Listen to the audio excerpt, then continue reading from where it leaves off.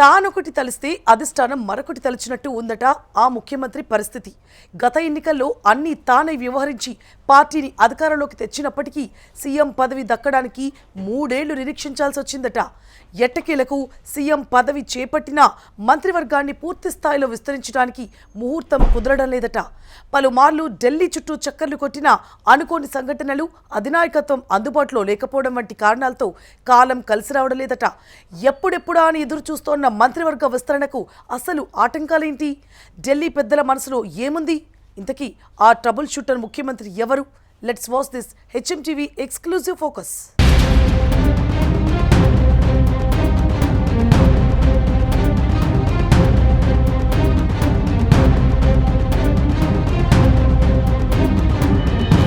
Trouble shooter డీకేకు కాలం కలిసి రావటం లేదా?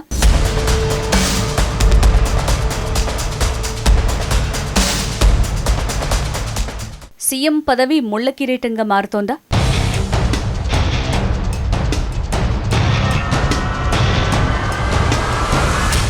మంత్రివర్గ విస్తరణకు కుదరని ముహూర్తం.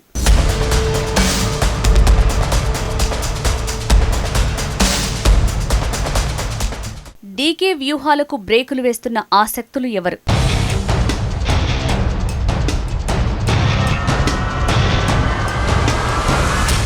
ఆశావహుల్లో కొనసాగుతున్న ఉత్కంఠ.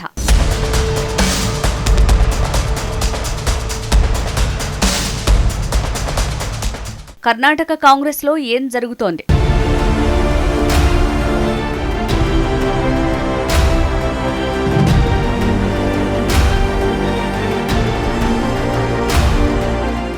ఏ ముహూర్తాన కర్ణాటకలో కాంగ్రెస్ ప్రభుత్వం కొలువుదీరిందో కానీ ఆ పార్టీలో కీలక వ్యక్తి ట్రబుల్ షూటర్గా పేరున్న డీకే శివకుమార్కు మాత్రం పదవుల నియామకం, పాలనలో అంత ఈజీగా పనులు సాగటం లేదట.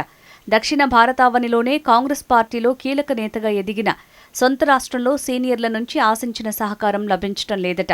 ప్రస్తుతం రాష్ట్ర సీఎంగా డీకే శివకుమార్ కొనసాగుతున్నారు. ఈ ఏడాది జూన్ 3న కర్ణాటక ముఖ్యమంత్రిగా ప్రమాణ స్వీకారం చేశారు. అప్పట్లో ఆయనతో పాటు 13 మంది మంత్రులు కొలువుదీరారు. త్వరలోనే పూర్తి స్థాయిలో మంత్రివర్గ విస్తరణతో పాటు నామినేటెడ్ పదవులు భర్తీ చేయాలి అనుకున్న ముఖ్యమంత్రికి అడుగడుగునా అడ్డంకులెదురవుతున్నాయట.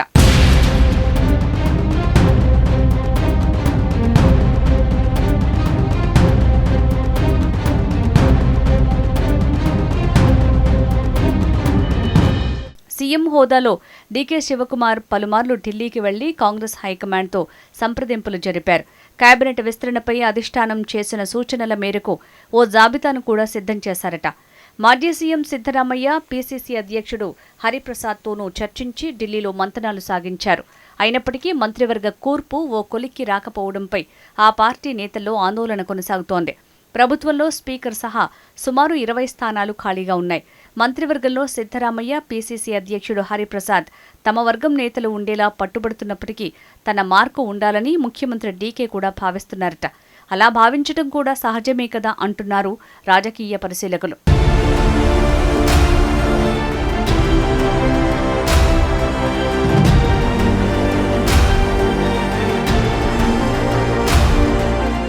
ముఖ్యమంత్రిగా డీకేతో పాటు ప్రమాణ స్వీకారం చేసిన వారిలో యతీంద్ర సిద్ధరామయ్య మినహా మిగిలిన వారంతా సీనియర్లే.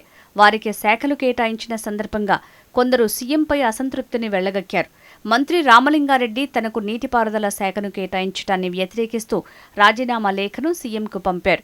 మరో మంత్రి మునియప్ప తనకు కేటాయించిన శాఖల విషయంలో రాజీనామా చేస్తానని హెచ్చరికలు కూడా జారీ చేశారు. చివరికి అధిష్టానం జోక్యంతో వెనక్కి తగ్గినప్పటికీ కొత్తగా మంత్రివర్గంలోకి తీసుకునే వారి విషయంలో ఆచితూచి నిర్ణయం తీసుకోవాలని సీఎం భావిస్తున్నారట.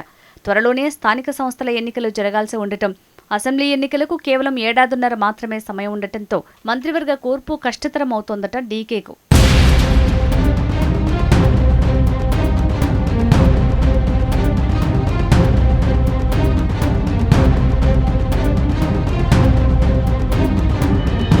ప్రస్తుతం కొత్తగా కొలువుదీరే కేబినెట్తోనే అసెంబ్లీ ఎన్నికలకు వెళ్లాల్సి ఉన్న తరుణంలో పార్టీలో క్రియాశీలకంగా వ్యవహరించిన వారిని, మహిళలు, యువతకు పెద్దపీట వేయాలని అధికార కాంగ్రెస్ పార్టీ భావిస్తోందట.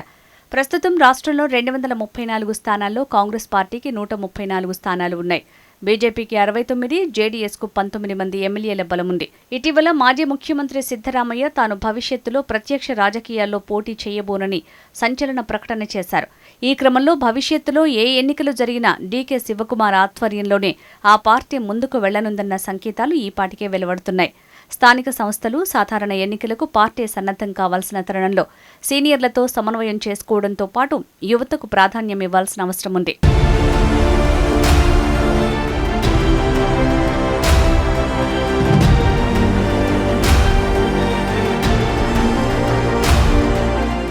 గత ఎన్నికల్లో 5 గ్యారంటీలతో కాంగ్రెస్ పార్టీ ఎన్నికల ప్రచారానికి వెళ్లింది. అందులో గృహలక్ష్మి వంటి పథకాలను పూర్తి స్థాయిలో అమలు చేయటం లేదన్న విమర్శలు లేకపోలేదు. గృహజ్యోతి ద్వారా పేదలకు 200 యూనిట్ల వరకు ఉచిత విద్యుత్ అందిస్తున్నప్పటికీ విద్యుత్ బిల్లులు పెంచడంపై కొంతమేర ప్రజల్లో వ్యతిరేకత వ్యక్తమవుతోందట.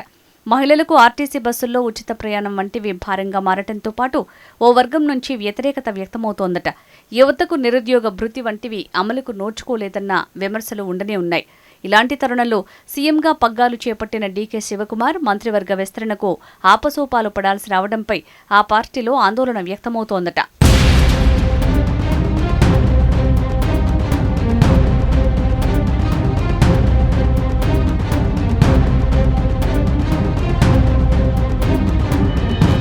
ఏదేమైనా డీకే టీంలో కేబినెట్ బెర్త్ కోసం సీనియర్లు ఎవరికి వారు ఢిల్లీలో మంతనాలు సాగిస్తుండటంపైన క్యాడర్లో పెద్ద ఎత్తున చర్చ జరుగుతోందట. ఈ వారంలో మంత్రివర్గ విస్తరణ పూర్తవుతుందని ముఖ్యమంత్రితో పాటు కాంగ్రెస్ హైకమాండ్ కూడా ప్రకటించినప్పటికీ విస్తరణ ఎప్పుడు ఉంటుందో, ఎవరిని కొలువులు వరిస్తాయో అన్న ఉత్కంఠ నానాటికి ఆ పార్టీలో పెరిగిపోతోందట. చూడాలి మంత్రివర్గ విస్తరణ ఎప్పటికి పూర్తవుతుందో, ఎవరెవరికి పదవులు దక్కుతాయో.